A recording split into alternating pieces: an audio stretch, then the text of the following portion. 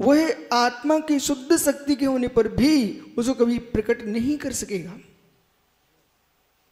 अब यहां ये समझना है, जैसे स्वामी कह रहे हैं उस बात के लिए जिनकी अवधारणा है वही वही होगा, उनको यहां समझा रहे हैं।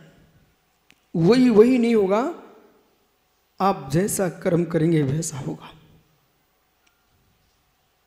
धनपति धनपति ही होता रहेगा, गरीब गरीबी होता रहेगा, पशु पशु ही होता रहेगा, नारकी नारकी होता रहेगा, देव देव होता रहेगा, ब्राह्मण ब्राह्मण होता रहेगा, छत्री छत्री होता रहेगा, शूद्र शूद्र होता रहेगा, वैश्य वैश्य होता रहेगा। ऐसी अवधारणा जिनकी है उन्हें समझा रहे हैं। वो आज चक्रे से ऐसे लोग हैं। और ये कुंद कुंद स्वामी ने जब गाथा लिखी, इसका तात्पर्य कि कुंद कुंद के सामने भी ऐसे लोग होंगे। गाथा सूत्र में इतिहास निहित है। हर कृतिकार के पास सामने कोई ना कोई इतिहास रहता है। वैसे लोग न होते तो ऐसी व्यवस्था की क्यों? प्रशांत भैया, कोई यूं सोच रहा है, एक जीव धनपति कुल में जन्मा है तो जितने भव प्राप्त करेगा वो धनपति ही होता रहेगा।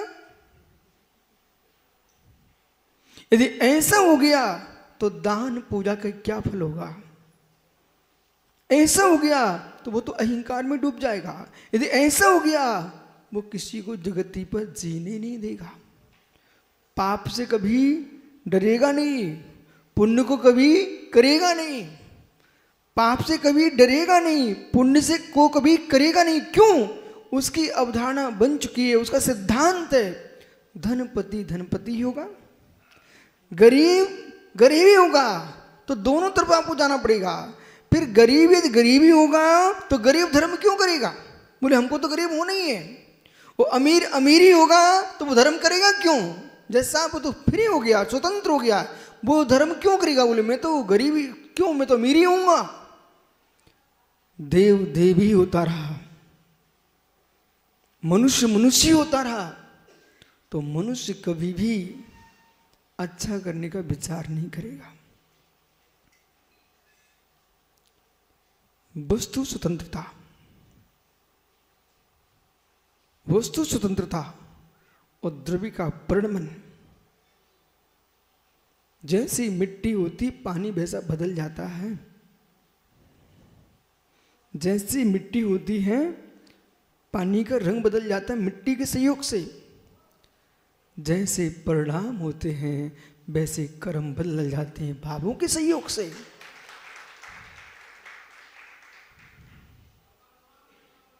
जितने जीव आज उच्च कुल में विराजते हैं, श्री संपन्न हैं, धी संपन्न हैं, मित्र इस भव में ही मत मुस्कुराते रहना। मुस्कुराते समय पूर्व भव को धन्यवाद दे देना।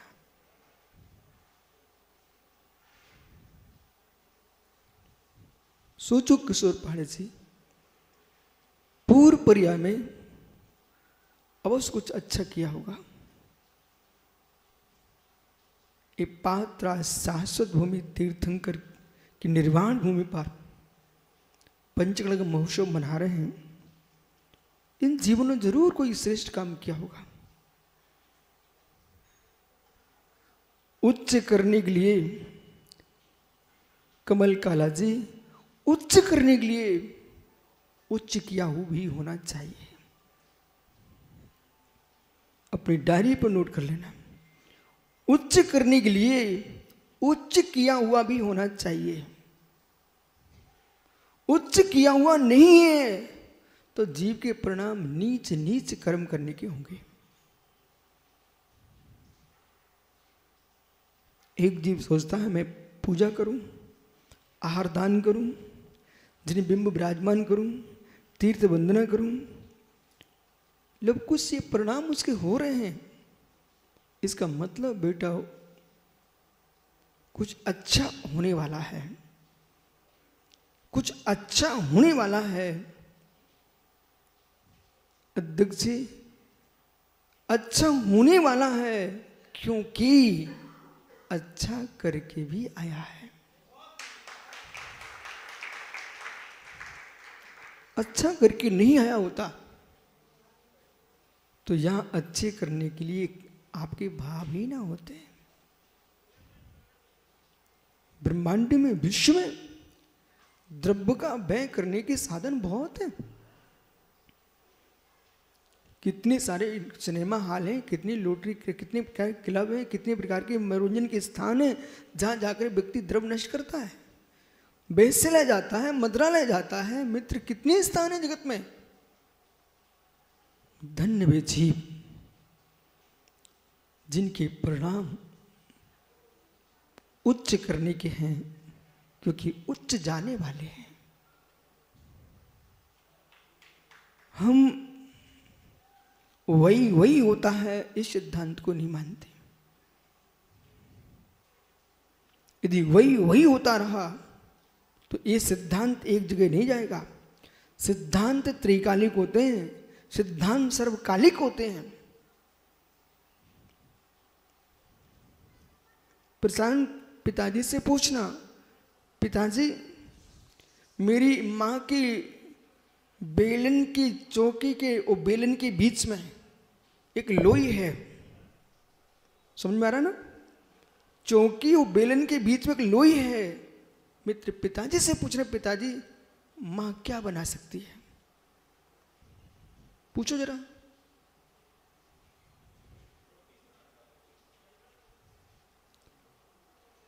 उस लोई में रोटी बनने की योग्यता है क्या? वो योग्यता नहीं है क्या?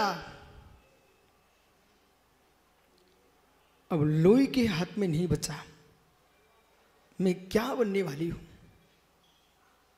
समझना, लोई के हाथ में नहीं बचा, मैं क्या बनने वाली हूं?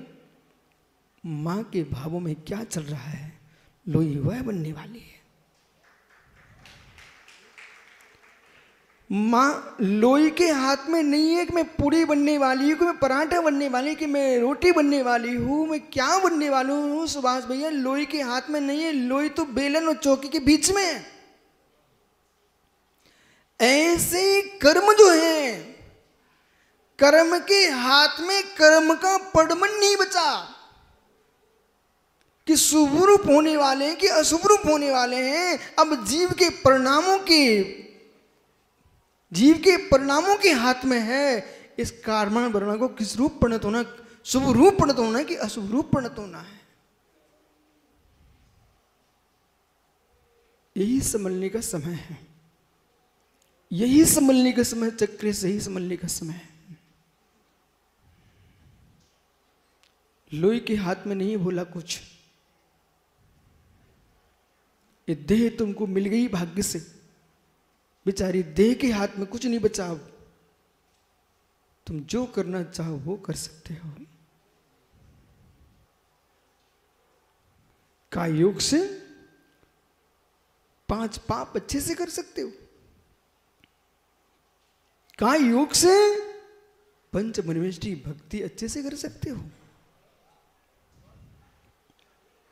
काय योग से जीव 5 पाप कर सकता है और काय योग से पंच महाव्रतों का पालन करके भगवान बन सकता है।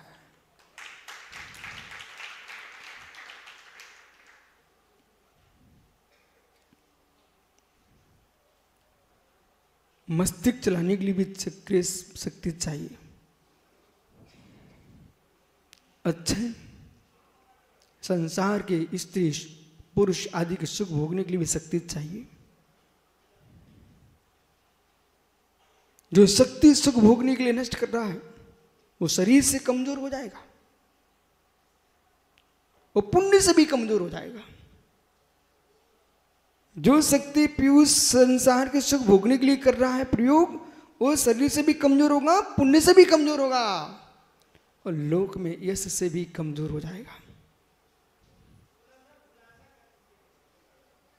है मित्र, रावण से पूछ लीजिए, जो बल उसके पास था सीता के अपहरण के लिए किया, उस बुद्धि का प्रयोग मित्र अच्छे काम के लिए भी कर सकता था। और उसका परिणाम क्या निकला? रावण का अपयश भी फैला, यश भी गया, कीर्ति भी गई, शरीर भी गया और पुण्य भी क्षय को प्राप्त, नरक में चला गया।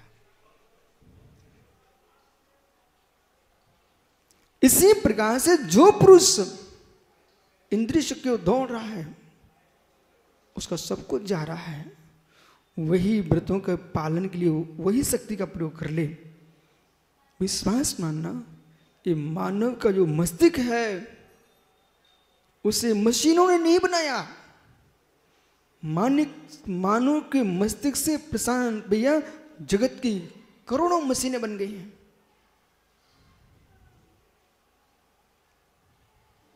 आज के युवाओं से पूछो, वे बेचारे 2 रुपए 2 पैसे का भी हिसाब करते ना तो कैलकुलेटर लेके आ जाते हैं। किशोर भैया अजय बाबू से पूछो, इनके दादा को तो कैलकुलेटर पता ही नहीं था, पर सारा मस्तिष्क में चलता था। आचार्य वीरसेन सोमनी सुब्रत सागर जी धवला टीका लिखी हुई है श्री सतखंडा जी ग्रंथ के ऊपर। श्री धवला जी की तीसरी पुस्तक में जो गणित की व्याख्या की गई है, ओह वर्तमान के कंप्यूटर के पास भी अंक ही नहीं है।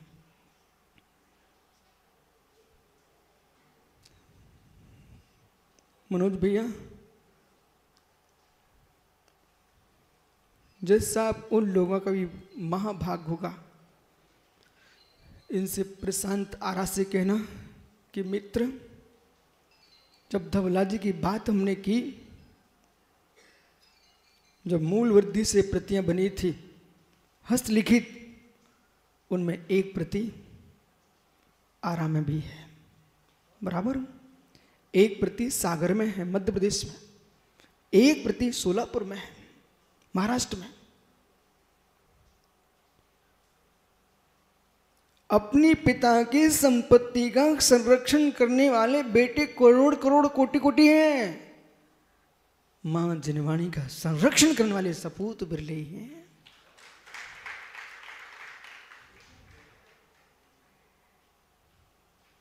इसलिए जब जिनवाणी के प्रति आस्था उमड़े, मित्र मां से कहना, मां एक कटोरा दूध और मुझे पिला दे। बेटे क्यों? आपकी संपत्ति की रक्षा के लिए तो एक कटोरे से काम चल जाएगा, पर जिनवाणी की संपत्ति के लिए मुझे 2 कटोरे पीना पड़ेंगे। क्यों? क्योंकि तुम्हारी संपत्ति में तो इतनी दिमाग चलता, कैसे रखूं, कैसे रखूं, कैसे सुरक्षित करूं, लेकिन जिनवाणी की संपत्ति की रक्षा के लिए उठा के रखने का इतना काम नहीं है, उसको मस्तिष्क में रखने का काम है, इसलिए 2 कटोरा पीना पड़ेंगे। इसलिए पंडित जी, आप किन्हीं मुनिराज को आहार दो। कोई श्रेष्ठ मुनि है,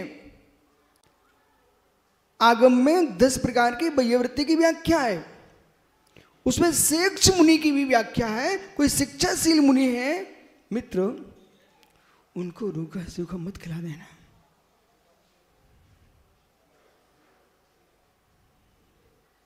क्यों? सुब्रत सागर, महात्मा समत्व सागर जी भैया, वो आराम में जब आप गए थे तो प्रशांत कह रहे थे, महाराज जी ये अलमारियां खराब हो रही हैं। किसकी? सरस्वती भवन की, बराबर। देश में ऐसे भी लोग हैं प्रशांत, जो हर प्रकार की आगम, जिनबिंब, निर्गंध, गुरु सबकी सुरक्षा के भाव रखते। इधर देखो पंडित जी, ये प्रशांत तारा बोलते, महाराज जी अलमारियां खराब हो रही हमारे ग्रंथालय की। वो ऐसा ग्रंथालय कि विश्व में इकलौता। हाँ, संजय शब्द एक बार देख के आराम है, ऐसा भी ग्रंथालय विश्व में इकलौता। अब जब इन्होंने कहा कि अलमारियां खराब हो रही है, अब मैं आपसे कह रहा हूं, ग्रंथों की अलमारियों में कीड़े न लग जाएं, इसलिए उनकी रक्षा करना अनिवार्य है। चक्रेश विषय दूसरा है, ग्रंथ की अलमारी में कीड़े न लग जाएं, इसलिए अलमारी को सुरक्षित करना अनिवार्य है। निर्गंत के मस्तिष्क में मित्र सुब्र साहिब क्या बोलते आप? रूखा सूखा दिन भर रात्रि भर खाए व्यक्ति, जिसके जीवन में कभी अच्छा खाने को ना मिले,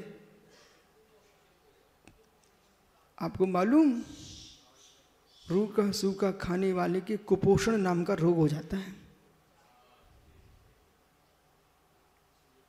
अब जैसे कि शास्त्र की अलमारी खराब हो जाएगी तो जिनवाणी हमारी खराब हो जाएगी। दीपक पाटनी जी, हे मित्र, ऐसे शेक्ष मुनिराज, विद्वान मुनिराज हैं, ज्ञानी विद्वान श्रावक श्रावकाएं हैं, मद चढ़ जाए ऐसा भोजन देना मत, और बुद्धि चले ना ऐसा रूखा भोजन देना मत। यदि अलमारी खराब हो गई तो ग्रंथ नष्ट हो जाएंगे, और मेरे मित्र त्यागियों की बुद्धि खराब हो गई तो निर्गंथों के ग्रंथ समाप्त हो जाएंगे।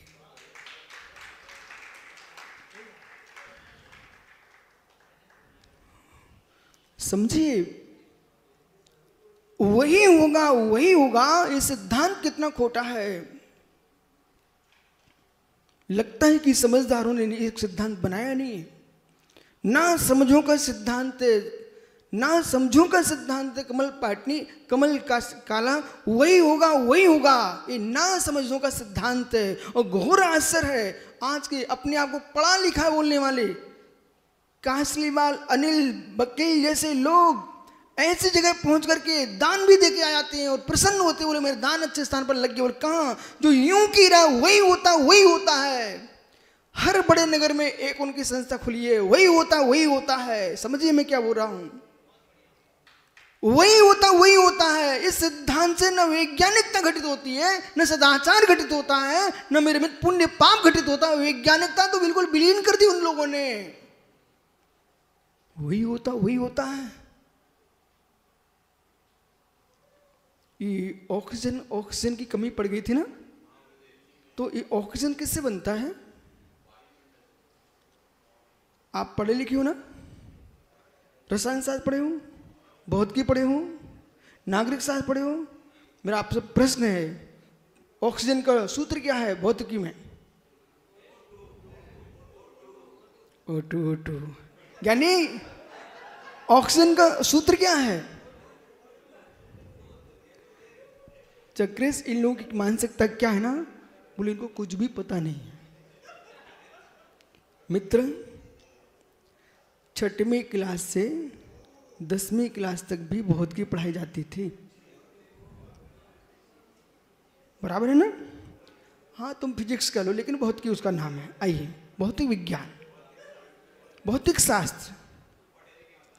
तो भौतिक शास्त्र में ऑक्सीजन का सूत्र क्या है? इसका मतलब क्या हुआ? बोलो ना बे, 2 परमाणु कौन कौन है?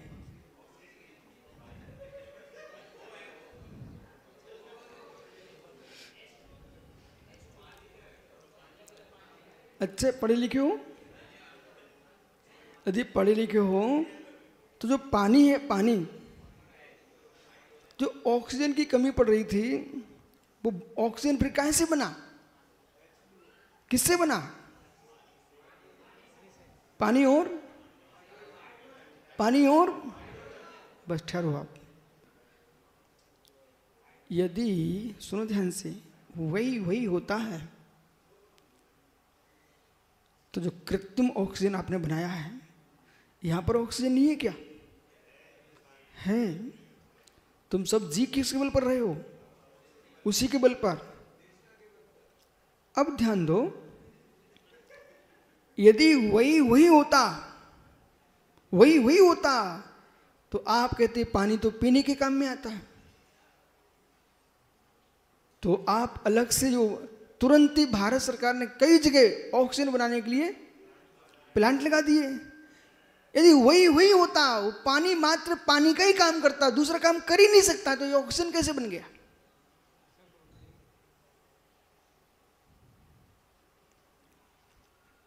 जिन लोगों के मस्तिष्क में, देखो भाई, किसी भी धर्म को स्वीकार करने के पहले उसकी वैज्ञानिकता को देखना चाहिए। इसलिए पूरे विश्व को ये कहना पड़ रहा है आज की तारीख में कि किसी को विश्व धर्म बनाने की भावना हो तो अलग से कहीं खोजने की आवश्यकता नहीं है। जैन धर्म के अंदर वो योग्यता है जो विश्व धर्म की अपने सीमा पर खड़ा हुआ है।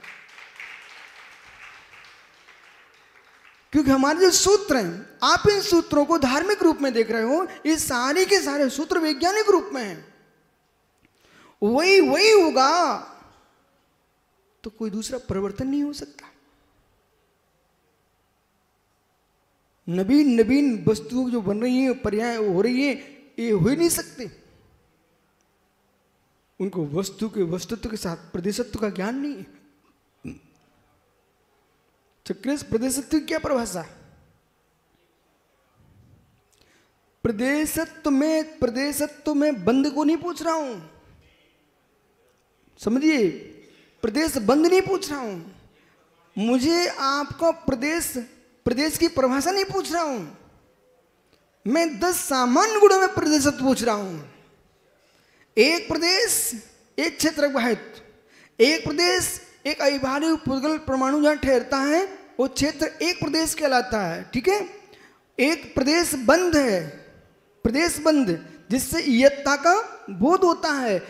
आपसे मैंने पूछा है अस्तित्वम, वस्तुत्वम, प्रमेयत्वम, अग्रगतम, प्रदेशत्वम, चेतनत्वम, अचेतनत्वम, मूर्तत्वम, अमूर्तत्वम, द्रव्यांत, सामान्य गुण। इसमें जो प्रदेशत्व गुण है इसकी क्या परिभाषा है?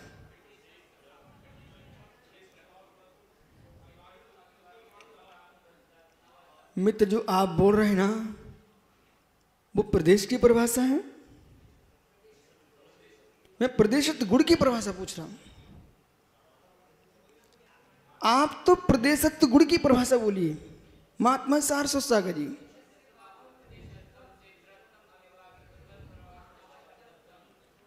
ये प्रदेशत्व की परिभाषा आला पद्धति से बोल रहे हैं। इसका तात्पर्य क्या हुआ?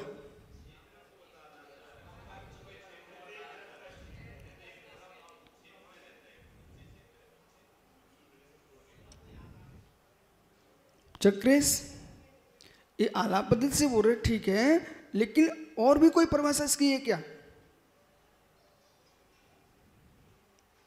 एक परिभाषा व्युत्पत्ति रूप है, एक परिभाषा सीधी परिभाषा। वस्तु का अपना कोई ना कोई आकार होता है, प्रदेशत्व है, ये प्रदेशत्व की परिभाषा है। ठीक है। वस्तु का अपना अपना आकार होता है, तो वो आकार वही होगा कि बदलता रह सकता है? बोलो ज्ञानी, परिणमन करेगा कि नहीं करेगा? यदि परिणमन करेगा तो फिर तो यूं कह रहे हैं कि वही होगा, वही होगा, तो परिणमन कहां बचा? तुम्हारे परिणमन पर भी वही होगा। यहां परिणमन तो दिख रहा है, लेकिन परिणमन पर भी अपरिणमन है। एक रूप ही होगा, भिन्न रूप नहीं होगा। और एक रूप ही होगा, भिन्न रूप नहीं होगा, तो जीव के पुरुषार्थ की हानि होती है। और जहां पुरुषार्थ की हानि होती है, ये सब लोग क्यों बैठे यहां पर? भवांतर से भटकने से डर लगता है, संसार में भ्रमण से डर लगता है, पापों से डर लगता है, वही तो यहां बैठने आया है। यदि ऐसा नहीं है तो धर्म की आवश्यकता क्या? इसलिए सभी से मेरा कहना है, किसी भी स्थल पर कोई भी वक्ता है, उसके वक्तव्य में वितराग विज्ञानता का अभाव है, वस्तु निष्ठता का अभाव है, मात्र कथाओं पर जीता है, अथवा सदाचार पर जीता है, वे सिद्धांत नहीं है। कुछ समझ में आ रहा है आप लोगों को? मैंने भैया पंडित जी, सदाचार की व्याख्या हर व्यक्ति करना जानता है, नीति की व्याख्या हर व्यक्ति करना जानता है, कथा हर व्यक्ति करना जानता है, सिद्धांतों की व्याख्या हर व्यक्ति करना नहीं जानता। ऋषभ देव को करोड़ों वर्ष व्यतीत हो गए, तब भी आज आप सम्मेशकर में तीर्थंकर ऋषभ देव की पंचगण महोत्सव मना रहे। क्यों? वे पौराणिक पुरुष ही नहीं थे मात्र, महात्मा अजीत सागर जी पौराणिक पुरुष ही नहीं थे मात्र, षट कर्म की प्रवृत्ति के उपदेष्टा भी थे। षट कर्म की प्रवृत्ति के उपदेष्टा नहीं थे, षट आवश्यक कर्तव्यों को भी उपदेष्टा थे। षट आवश्यकों के उपदेष्टा नहीं थे। यहां की ये बातें तो यहां तक ये मात्र षट द्रव्य के यथार्थ स्वरूप के व्याख्याता वे थे। और षट द्रव्य की व्याख्या जहां प्रारंभ होती है वहां संसार के सारे विज्ञान समाप्त हो जाते हैं। ये जितने दिगंत मुराज बैठे हैं, इन सब से मैं यही तो चाहता हूं, मैं कुछ भी नहीं चाहता ना, मैं तस्वीर चाहता, फोटो जन्म, इनसे मैं अपना नाम भी नहीं चाहता कि मेरा नाम तुम लो। हम तो इतना चाहते हैं जो हमारे पूरे आचार्यों ने क्रिया चर्या और विधि बताई है उसके अनुसार जियो और जिनागम को आगे बढ़ाओ। तस्वीर हमारी कितने दिन चलेगी? नष्ट हो जाएगी, उस पर कोई लक्ष्य नहीं। श्रुत की आराधना करोगे तो भव्य जीवों का कल्याण होगा। इसलिए ज्ञानी किसी भी स्थल पर बैठो, मस्तिष्क में रखना हम उन पर जिन्होंने 7 तत्वों की निरूपणा की है, 6 द्रव्यों की निरूपणा की है, 85 इकाई की निरूपणा की है, 9 तत्वों की 9 पदार्थों की निरूपणा की है। ऐसा लक्ष्य जब होगा, अंदर का कुछ निर्णय लेने की क्षमता होगी। बाहर के पक्ष कसाय के अलावा महेंद्र भैया कुछ भी नहीं है, कुछ भी नहीं है, कुछ भी नहीं है। कसाय का पोषण तो 4 गतियों में हो सकता है, कसायों का पोषण 4 गतियों में किया जा सकता है। कसाय का शोषण एकमात्र मनुष्य गति में दिगंबर मुद्रा में होता है। यदि दिगंबर मुद्रा को प्राप्त करके भी हम कसाय का शोषण करने का पुरुषार्थ नहीं कर रहे हैं, पोषण का पुरुषार्थ कर रहे हैं, तो मेरी भीतरा मुद्रा का कोई सफल फल नहीं मिला। लौकिक उन्नति दूसरे के आश्रय हो सकती है, आत्म उन्नति तो समत्व सागर अपने आश्रित है। जो भी हर्ष विषाद हो रहा है ये बाहर की उन्नति का लक्ष्य है, मात्र बाहर की उन्नति का लक्ष्य है। आत्म उन्नति के लिए तो साधक के लिए कोई बाहर के किसी व्यक्ति की आवश्यकता ही नहीं है। जैसे मैं ऊपर पहुंचा कल, ये सब युवा अपनी अपनी बातें कर रहे थे। हमने कहा सारस्वत सागर से मित्र ये मेरी कक्ष में आए, हम कि तुम जाओ, मुझे शांति से कमरे में रहना है। बातें करने के लिए दूसरे की आवश्यकता है, एकांत में शून्य रहने के लिए दूसरे की कोई आवश्यकता नहीं। बोलो बराबर है कि नहीं? महेंद्र भाई देवी कहाँ है? महेंद्र भाई धर्मपत्नी कहाँ है? बुलाना नहीं, रुको। हे मित्रों, संतान को जन्म देने के लिए पत्नी की आवश्यकता पड़ती है। दीपक पाटनी सुनो मित्र, आप भी, संतान को जन्म देने के लिए पत्नी की आवश्यकता पड़ती ही है। संत बनने के लिए पत्नी की कोई आवश्यकता नहीं पड़ती।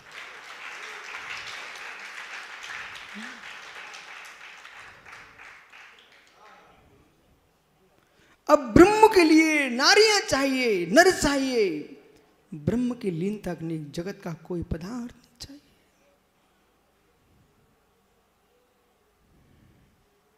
जिसको ब्रह्म में जाने की, आरा के बगल में नदी है, तो मित्र एक व्यक्ति रांची सेठी नदी में डूब रहा था, तो हमने आपको समझाया सहारा दे देना मतलब निकाल लेना, पर आपने कहा, गुरुजी ने कहा था सहारा दे देना, सहारा दे दिया। बोले क्या हुआ रांची सेठी, क्या हुआ? बोले मैंने सम्मेद शिखर में विशुद्ध सागर महाराज से सुना था कि डूबते को सहारा दे देना, सो हमने और दे दिया सहारा।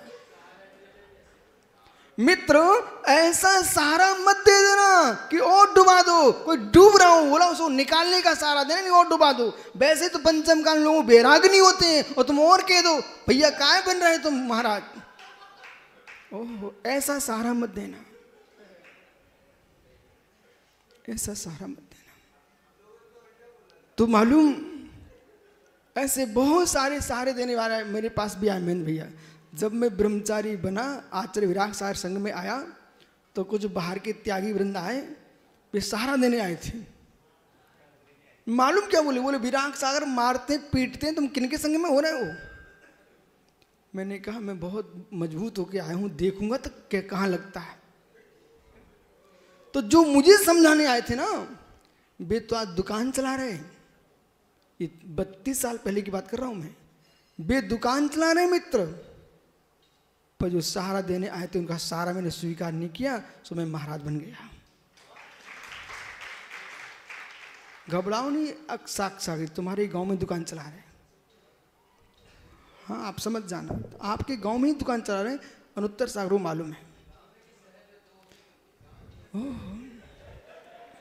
आइए विषय पकड़ो, विषय साधन फल, वो कहा सुरत सागर जी।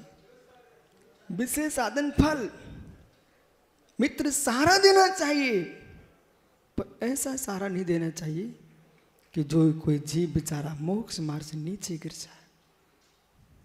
पर मुझे विश्वास है भगवान बनने के लिए जगती पर किसी के सहारे की आवश्यकता नहीं है।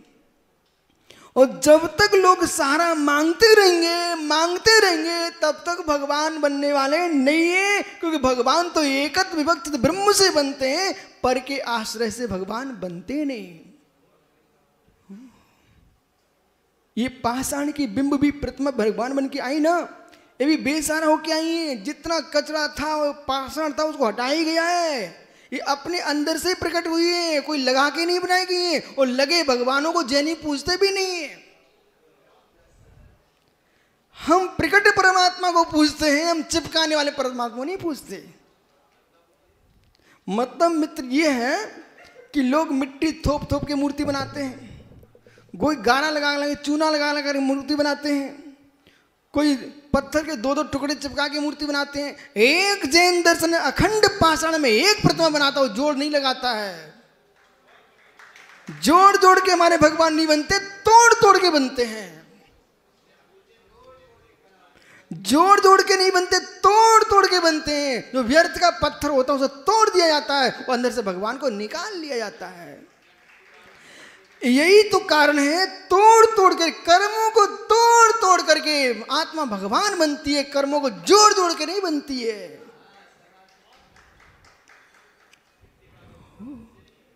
क्या हुआ भैया हमारा? लेकिन इसका मतलब ये नहीं है कि प्रशंसा का समाज को तोड़ के फेंक दो। ओह फिर यूं की ना, भेद रत्नात्रय से स्वर्ग जा सकते हो, अभेद रत्नात्रय से मोक्ष जाओगे, यहां ऐसी भाषा बोलना।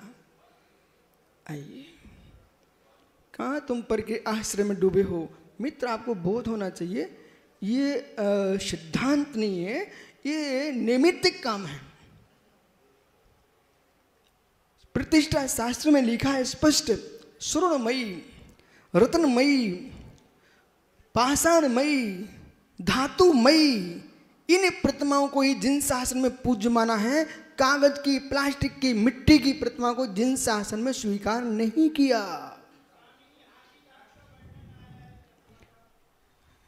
मैं भैया विराजो, इनको ही खड़ा कर दो, इनको जल्दी समझ में आएगा। पंडित साहब श्री षटखंडागम जी में कहूं शिल्पकला, वस्त्रकर्म, पुस्तकर्म, चित्रकर्म, दंतकर्म, लेनकर्म, भित्तिकर्म, इन सारे कर्मों की व्याख्या षटखंडागम में है। वस्तु की व्याख्या करना अलग विषय पंडित जी। मूर्ति का अर्थ आप जिन प्रतिमा मानते हैं तुम्हारी भूल है। मूर्ति का अर्थ जिन प्रतिमा ही नहीं होता है। मूर्ति अनेक प्रकार की होती है। हम मूर्ति को नहीं पूजते हैं, हम जिन बिंब को पूजते हैं, जिन मूर्ति को पूजते हैं। हम यदि मूर्तियों को पूजने लग गए तो विश्व में जितनी मूर्तियां, तुम्हारे पिताजी की मूर्ति रख दोगे उन्हें पूजना पड़ जाएगा हमारे लिए फिर। पर मैं तो ना पूजूं, मात्र मैं पवित्र की अनंत देव को पूजता हूं, मात्र बाकी को आशीर्वाद देता हूं, मात्र मैं नमस्कार करता हूं अनंत देव को, किसी को नमस्कार करती नहीं हूं मैं। पंच परमेश्वरी के अलावा किसी को नमस्कार नहीं होता हमारे यहां, आशीर्वाद देता हूं। अब मूर्ति आपने जो दंत कर्म लिखा है, आपको मालूम है दंत कर्म का तात्पर्य है दांतों के माध्यम से कोई चूड़ियां बना रहा पंडित जी, ठीक है ना। कोई उन्हीं हाथी के दांतों पर व्यक्ति अनेक प्रकार की प्रतिमा उत्कीर्ण कर देते हैं। यदि किसी ने उस पर अरहंत की प्रतिमा उत्कीर्ण कर दी, वो पूजा आकार मात्र है मूर्ति का, लेकिन वो मूर्ति पूज्य नहीं है, उस पर प्रतिष्ठा नहीं होगी। आपको देखना हो तो धर्म स्थल चले जाओ आप। वीरेंद्र हेगड़े जी के यहाँ जैसे प्रशांत के आराम में मात्र ग्रंथों का ही खजाना है, उनके यहाँ तो पता नहीं कितने प्रकार के खजाने हैं। और उनके पिताजी वीरेंद्र हेगड़े के जो पिताजी थे ना, विश्व में एक बहुत अच्छे सुंदर चित्रकार थे। जैसे कि अजय बाबू के दादा पिताजी भाई प्रशांत कौन थे जो नंदीश्वर बनाया है, इनके पूर्व दादाजी है ना, वे भी बहुत बड़े कलाकार थे। उनको शौक था, सुबोध भैया बराबर, उनको बहुत इन कामों में अच्छा लगता था। अब विषय पकड़ना, किसी भी आकृति को बना देना और किसी प्रतिमा को उत्कीर्ण कर देना पंडित जी, व्यक्ति आपको मालूम होना चाहिए स्वयं के दांतों पर भी चित्र बनवाते हैं। वो दंत कर्म है जिसको धवला जी में लिखा है। अब आप लोग कहेंगे आप तो मात्र समयसार सुनाते, बाकी तो धवला की तो बात ही नहीं करते। अरे बात धवला इसलिए नहीं करते हैं कि श्रावक को कितना अधिकार है उस हिसाब से बात होती है। तो दंत कर्म की व्याख्या है कहां पर? धवला जी में। लैन कर्म की व्याख्या है, लैन यानी पर्वतों के अंदर गुफा बनाना और गुफाओं के अंदर जिनेंद्र को स्थापित करना। जैसे कि हमारे राजगृह में स्वर्ण भंडार, ये बार बार आपको प्रचार करना चाहिए। स्वर्ण भंडार में जो है वहां पर बौद्ध का कोई नाम लेस भी नहीं है। वो मात्र दिगंबर जैन प्रतिमा है। जो वहां का जो गार्ड था ना, जब हम लोग गए ना तो कहने लगा पारसनाथ, महावीर स्वामी, आदिनाथ। और जब वहीं कोई दूसरे आने लगता तो कहने लगता बौद्ध है। हमने कि भाई ऐसा क्यों करता तू? बोले महाराज जी मुझे तो पैसे चाहिए। मित्र, तो पैसे के पीछे सत्य को बेच देना इस सज्जनों का धर्म नहीं है। स्वर्ण भंडार में जिन प्रतिमा है वो लैन कर्म है, गुफाओं के अंदर बना करके फिर प्रतिमा को उत्कीर्ण करने के लैन कर्म है। जैसे धारा शिव की गुफा है महाराष्ट्र में, उस्मानाबाद जिले में, और लाइन करकंडू के द्वारा स्थापित, ठीक है ना, एलोरा, गजपंथा, ये सब श्रेयांसगिरी, ये सब लैन कर्म है। बैठो। गोपाचल ग्वालियर विश्व का सबसे बड़ा लैन कर्म कहीं है तो गोपाचल ग्वालियर है, जहां पर क्या विराट जिन प्रतिमाएं हो। आगे अपन समझ में चलिए। विषय ये है किसी एक विषय को लेकर के उसको पूज्यता पे स्थापित नहीं करना। पूज्यता के लिए तो आपको जो हमारे आगम में लिखा है उसे स्वीकारना। आकृतियां तो आप दे सकते हो, मूर्ति की कहीं भी दे सकते हो। पंडित जी आज के बच्चे तो टैटू लगा रहे हैं अपने हाथों पर, तो टैटू तो ऐसे कोई भगवान की मूर्ति स्थापित करा ले तो क्या आप अर्घ चढ़ाने चलोगे? जाओ यहां पर नहीं जाना चाहिए। आइए, अथो गति नाम आयु। जज साहब इनको थोड़ी देर से समझ में आता है इसलिए थोड़ा उनको खड़ा करना पड़ता है। कभी कभी ये दूसरे को समझाने के लिए भी खड़े हो जाते हैं। गति आयु, गति नाम आयु कर्म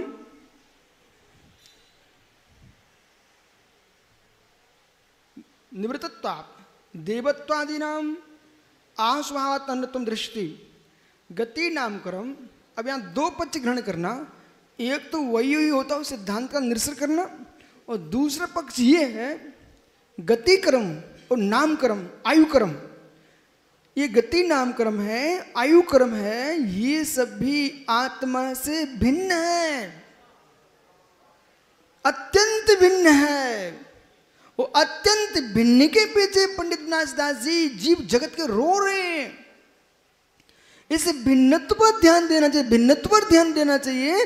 ये मेरी आत्मा, जो मेरी आत्मा उस शरीर की ओर मैं हाथ कर रहा हूं, ये आत्मा नहीं है, इसके अंदर आत्मा है जो कि शरीर से पूर्ण भिन्न अत्यंता भाव है। लेकिन सुखदा तुम्हारा जो भी नाम आज लिखा जाएगा, कहीं भी लिखा जाएगा, आपकी आत्मा का होगा कि वर्तमान के शरीर का होगा?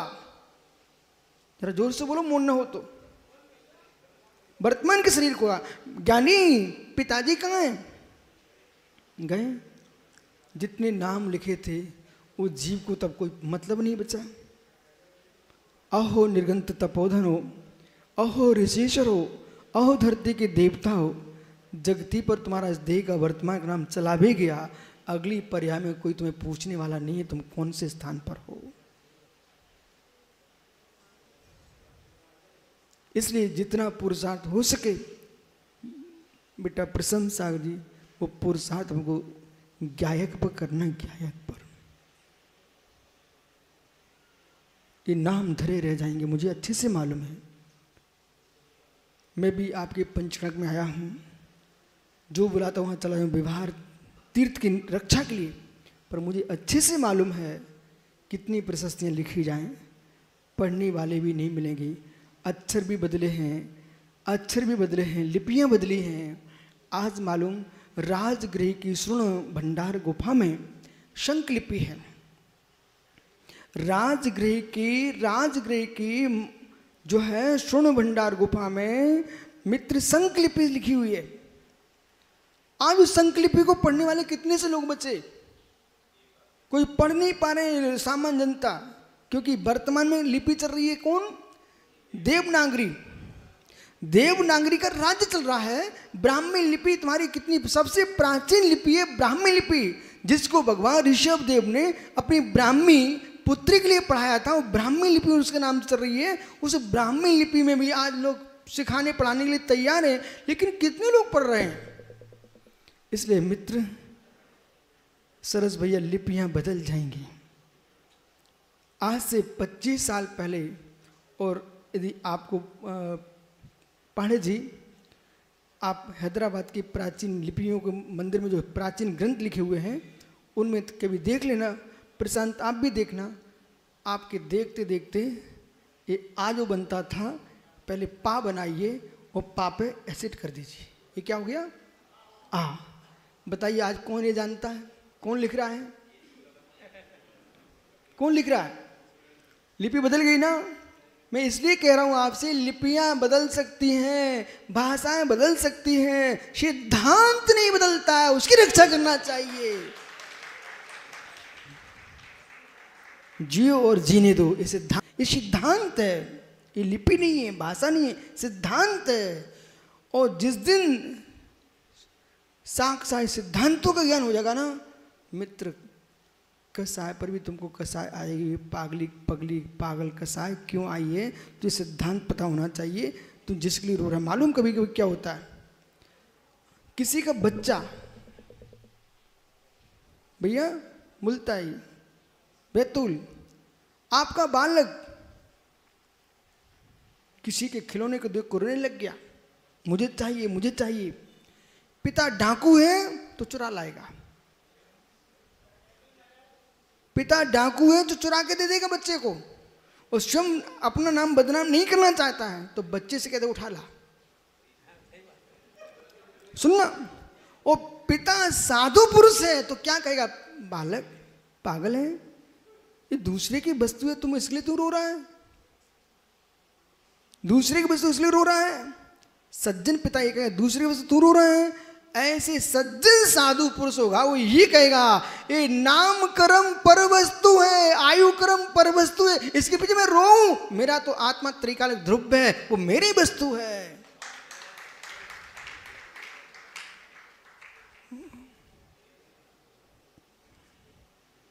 जिनके कल्याण कराने आए हो ना आप, वे कल्याण के योग्य क्यों हुए हैं? पूजा से नहीं हुए हैं मित्र, इस सिद्धांत से हुए हैं। इसलिए सिद्धांत समझो, सिद्धांत समझो, अभिषेक सिद्धांत समझो, अन्यथा जीवन पर रोते रोते निकल जाएगा। पीयूष सिद्धांत नहीं समझते, भोले जैसे लोग 25 साल से भटक रहे बेचारे। किशोर पांडे 25 साल बेचारा भटक रहा है, सिद्धांत का ज्ञान ही नहीं है। उसको लगता है कि ये ऐसा होना चाहिए, ऐसा होना चाहिए। अरे पुण्य पाप पर खेल भाई, सिद्धांत सीख। पुण्य पाप का खेल है, कहीं घी भर घना है, कहीं मुट्ठी भर चना नहीं है, पुण्य पाप का खेल है।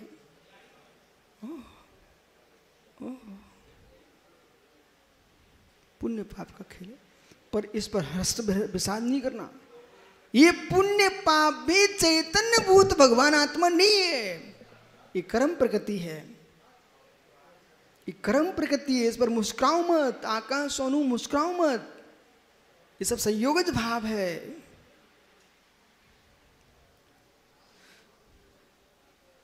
अथवा ये केचन वदंती, जो कोई कहते हैं न अन्य दिशम जागता, अन्य रूप जगत नहीं होता।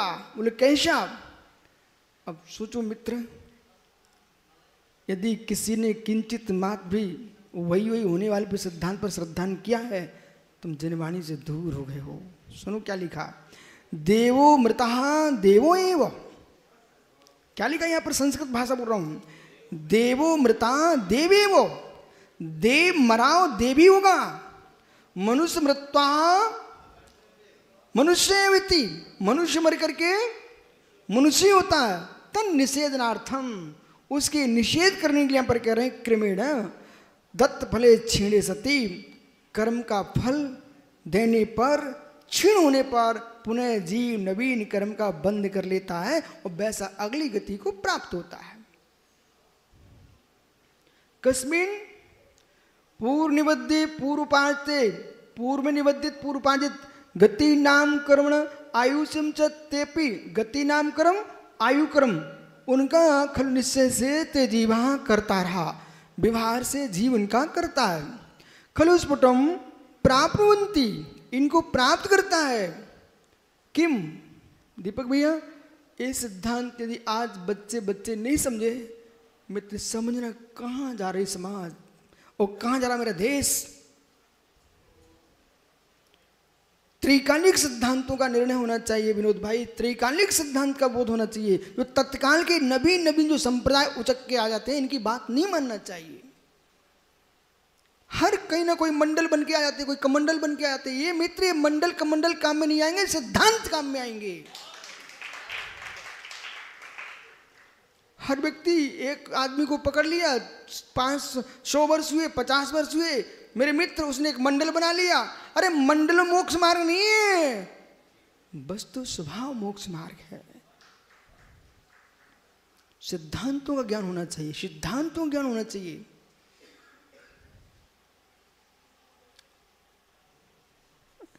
बेशी ग्रंथ चलेंगे जिनमें सिद्धांत लिखे हैं। कितनी सुंदर कबर बना लो, आज तो सुब्रत साहित्य सुंदर कबर बनने लगे, तो सुंदर ऐसे कवर, ऐसे कागज पर हमारे धवल जलल छपाओ, बरसों बरसों तक चले। लोग शादी के कार्ड, प्रशांत, ओहो हो, 500 रुपए का एक। इन्हें पागलों से कहो कम है। 10,000 रुपए का एक कार्ड, बाप रे, 10,000 का एक कार्ड। अरे ये पैसा तुम आरा वालों को दे दो, वे जिनवाणी रखने की अलमारी बनवा लें। 10,000 का एक कार्ड, 10,000 का एक कार्ड। अरे इतने में एक ग्रंथ छप जाए, आपके जिनवाणी जीवंत हो जाए। ओह आश्चर्य, जिनके पास श्री है उनके पास धी नहीं है, और जिनके पास धी है उनके पास श्री नहीं है। क्या संसार की लीला है।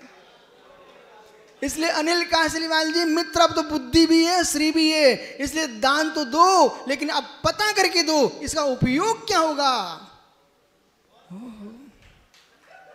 मालूम, वो अभिनंदन के पप्पा है ना ये सामने, आज मालूम सुप्रसाद के अभिनंदन ने क्या किया।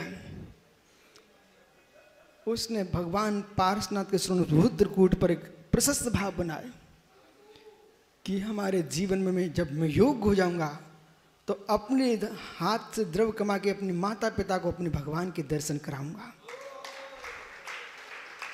जैसे चामुंड राय की मां को चामुंड राय ने बाहुली स्वामी को दर्शन कराया। मित्र, 10-10 हजार का एक कार्ड छपा रहे हो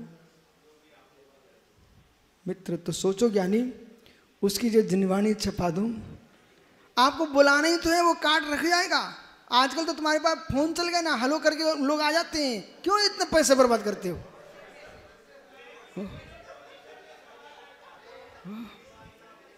कस्मिन कर्म फल दत्ते, ज्ञानी आपका समय हो गया। क्षीणे सती कस्मिन पूर्णोदय पूर्वकति नाम कर्मोऽवशिष्ट तेपि खलु कर्तारः खलु स्फुटं प्राप्नुति किम अन्य पूर्ण द्रव्य पूर्ण अपेक्षम देवगत्यादि भवांतरे गति नाम आयुष्यम च अन्य पूर्व मनुष्यत्वपेक्षा देवत्मादिकम भवांतरे गति नाम आयुष्यम च कथम भूता सन। जब ये जीव एक भव में होता है, एक गति में होता है, वो जीव भवांतर को प्राप्त होता है, गत्यंतर प्राप्त होता है। किसके बल पर? एक शब्द सुन लो, पर अपन कल चर्चा करते हैं। स्वकीय, बहुत समझ के सुनना। स्वकीय, डॉक्टर अभय ध्वजारोहण करता। स्वकीय, आपने तो फहरा दिए, पर तुमने क्या किया? उस वायु काय को भी तो आप धन्यवाद दो जिसने लहराया है। उसे कोई नहीं देखता। उस वनस्पति काहे से पूछो जिसका डंडा लगा उसमें, उसे कोई नहीं पूछता। ओहो, जिसकी मिट्टी पर तुम खड़े हो, सम्मेश करिए भूमि से कोई नहीं पूछा। जिसके ऊपर तुमने ठोक दिया खम्मा, उसे भी पूछो। इसलिए पांचों स्थावर सम्मान के पात्र हैं मित्र, उनने तुम्हारा उपकार किया है। सुखी लेस्या बसात, इसको मैं यहीं छोड़ने वाला हूं। क्यों? इस पर कल विस्तार से व्याख्या करने वाला हूं। महात्मा संपूर्ण सागर जी, बस संजय सागर, इस पर अंडरलाइन कर दो मेरे मित्र। क्या जो अंदर के बार बार क्लेश के परिणाम आते हैं, बार बार क्लेश के परिणाम आते हैं, तो यहाँ क्या लिख रहे हैं? सुखीय लेसा बसा सुखी प्रणामाधीन। ये जीव सुखी लेसा के बस सुखी प्रणाम के अधीन है, पर के अधीन नहीं है। न परमात्मा के अधीन है, न किसी वही के अधीन है। ये तो अपने लेसा के अधीन है। कल आपसे चर्चा करते हैं लेसा क्या वस्तु है। इसलिए आप सब कल मन बना के आना। आत्मा स्वभावम परिभाव भिन्नम, आत्मा स्वभावम परिभाव भिन्नम। आत्मा का स्वभाव प्रभाव भिन्न। महावीर स्वामी की तो प्राणिक स्वाद्य निष्ठापन क्रियम पूर्वाचारण भाव प्रियम सौस्मितम श्री श्रुतोक्ति काश्यम कुर्वे हम।